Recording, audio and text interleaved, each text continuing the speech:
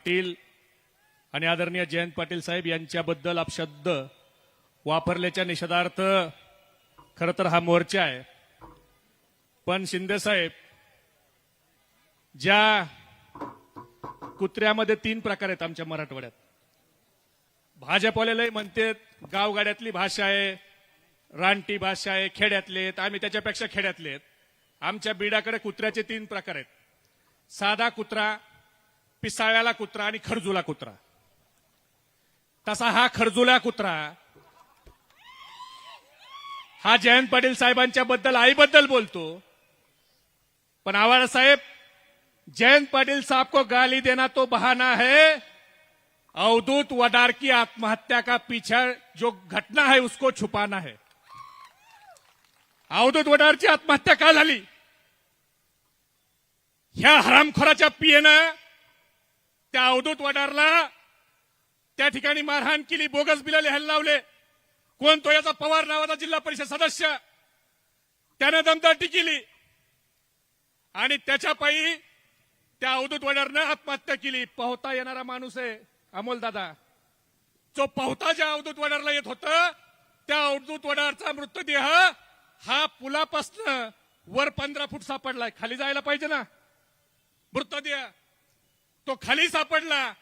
मग ह्या पवारची आणि त्याचा जो पीए, आम्हाला वाटलं आमच्याकडेच आका आहे. लंके साहेब, आमचं बीडच बदनाम आहे. अरे हे बीडपेक्षा पुढची व्हरायटी ना. आमच्याकडे ना इंजिनियरनी आमदाराला कंटाळून आत्महत्या केली. देवेंद्र फडणवीस, तुम्हाला लाज वाटत नाही का?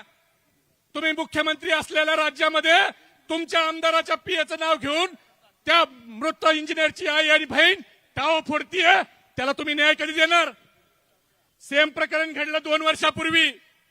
अमोल करंडे झऱ्याचं, त्याची जमीन कुणी हडपली.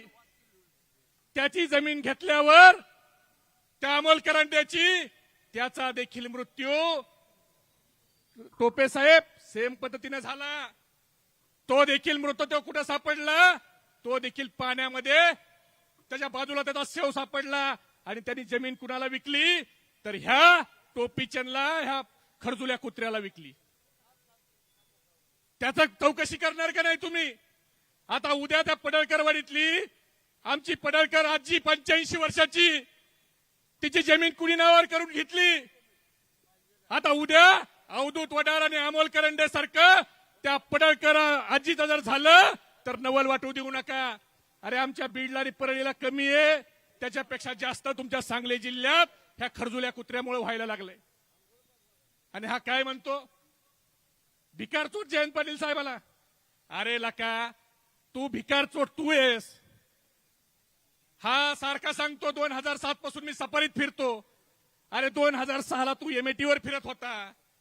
2007 ला झऱ्याचं जलस्वराज्याचं काम मिळालं, त्याचं 9 लाख रुपयाचं बोगस बिल काढलं आणि पुण्याला भांडारीच्या शोरूम मध्ये जाऊन ती सफारी गाडी घेतली, त्याची पासिंग केली नाही, बाकीचं पैसे पण तू भरले नाही. आणि सारखा म्हणतो जयंत पाटील साहेब माझ्यावर खोटे गुन्हे दाखल करतात. काही व्हिडिओ मध्ये म्हणतो अरे बाबा माझ्यावर खोटे गुन्हे दाखल करतात. अरे बाबा, फिर्याद द्यायला तुझ्या विरोधात जयंत पाटील साहेब, स्वर्गीय आर राबा हे गेले नव्हते. तुझ्या विरोधात मंगळसूत्र चोरीची केस कुणी केली? थोरातनं केली. वळवणचे थोरात हे धनगर समाजाचे आहेत. त्यांनी जाऊन तू मंगळसूत्र चोरलं म्हणून तक्रार दिली. जयंत पाटील साहेब गेले नव्हते, आराराबा गेले नव्हते. त्याच्यानंतर झऱ्याला जी केस झाली मारहाणीची तुझ्यावर, ती मेटकरी नावाच्या व्यक्तीने केली. ते फिर्यादी मेटकरी हे धनगर समाजाचे आहेत, ते दुसऱ्या कोणत्या समाजाचे नाहीत. जल स्वराज्याचे जर तू काम बोगस केलं, त्याची जी तक्रार कुरुंदवाडीच्या नारायण चौरेंनी केली, ते नारायण चौरे आता तुझ्या सोबत आहेत. ते देखील धनगर समाजाचे आहेत, ते इतर समाजाचे नाहीत. तू काय धनगर समाजाचं नाव घेऊन सारखं हे करतो? तू लोक मारणार, तू जमिनी खाणार आणि तुझ्यावर वय आली की तू समाज पुढे करणार, लोकांना शिव्या देणार. अरे तुझ्यापेक्षा चांगल्या शिव्या आम्हाला देता येतात टोपीचंद. तुला काय वाटतं तुलाच लय शिव्या देता येतात का? आणि नेबळत तुझे जे बगल बच्चे 2-4 जण पिलावळी पाळलेल्या, त्या लोकांना शहाणपणा शिकवतात.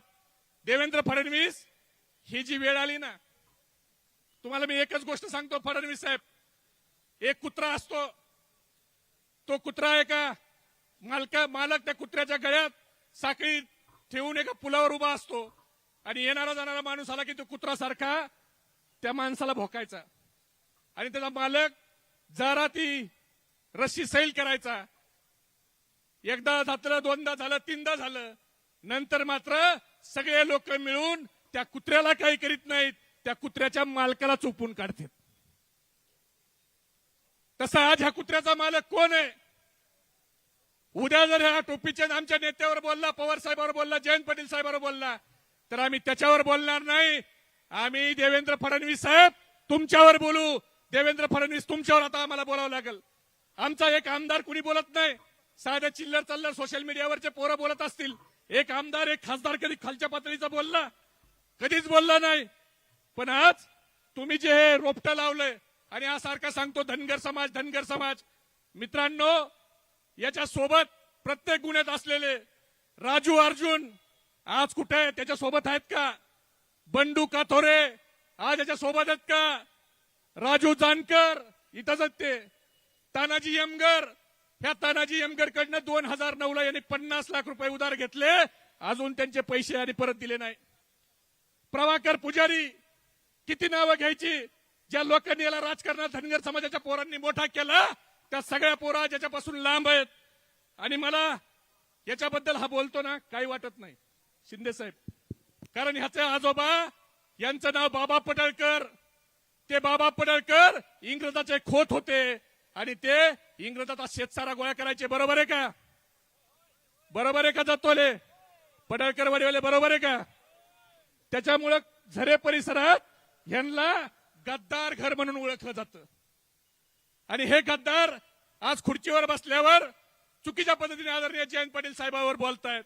मला तू खरजुल्या कुत्र्याला एवढंच सांगायचंय, तू लय खासगी भानगडीत पडू नको.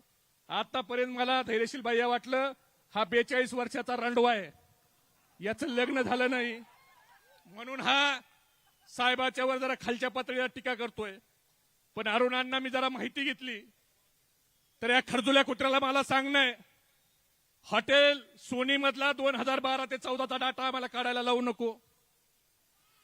कोल्हापूर मधल्या हॉटेल सोनीचा डाटा, कराड मधल्या महिंद्रा हॉटेलचा डाटा आणि सांगली आणि कोल्हापूर रोड वरल्या पंचरत्नाचा डाटा काढायला लावू नको. तिथं कुणासोबत कुणी कुणाची आरती केली ही सांगायची वेळ आणू नको. आम्ही कुणाच्या खासगी भानगडीत शिरत नाही, पण आमच्या नेत्यावर जर बोललं तर आम्ही कुणाला सोडत पण नाही.